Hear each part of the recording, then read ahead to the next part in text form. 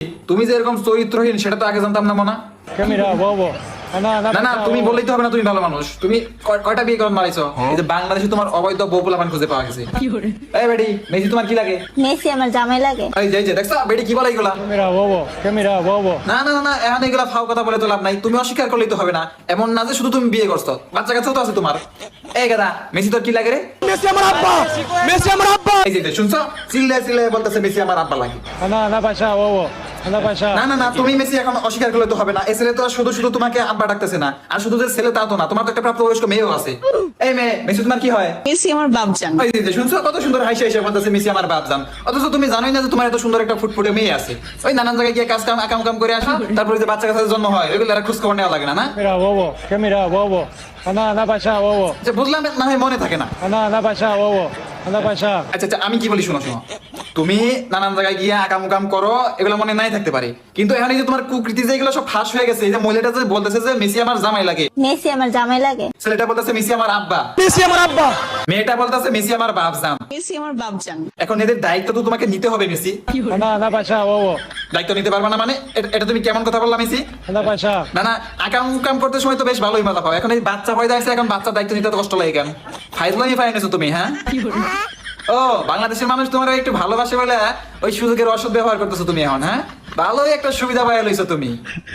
এখন এই তাল বাহানা বাদ দিয়ে ভালোই দেশে এসে বাংলাদেশে এসে এই তোমার অবৈধ বউ পোলাপানের বৈধতা দিয়ে যাবা, আর এই পোলাপানগুলোর জন্ম নিবন্ধন বানাই দেবো। বাপের পরিচয় পত্র লাগে, আইসা পোলাপানের জন্ম নিবন্ধন বানিয়ে দিয়ে দাও। আর এই খেলাধুলা বাদ দাও, বয়স তো আর কম হয়েছে না, বাদাই মাগিরি বাদ দিয়ে বউ পোলাপান নিয়ে সংসার করো এসে। আর তুমি যদি না আসো তোমার নামে আমি মামলা করবো বলে দিলাম। তাও বলো বিশ্বকাপ আসছে বলে এই অবৈধ সন্তানগুলোর বাপের পরিচয় খুঁজে পাওয়া গেল, নাহলে তো তাও পাওয়া যেত না। এজন্য আমি ফিফাকে অসংখ্য ধন্যবাদ জানাই। এই না তুমি আর কোনো কথা বলো না তো, তোমার কোনো কথা আমি শুনতে চাই না। আমি ভাবছিলাম তুমি একটা ভালো ছেলে, কিন্তু তুমি যে এরকম চরিত্রহীন জায়গায় জায়গায় সন্তান পয়দা করে রাখো সেটা তো জানতাম না। না আমি বলি তুমি তো একজন ব্যস্ত মানুষ, সব সময় দেখি খেলাধুলা নিয়ে ব্যস্ত থাকো, তার মধ্যে আবার এইসব আকাম করার সুযোগ পাও কখন?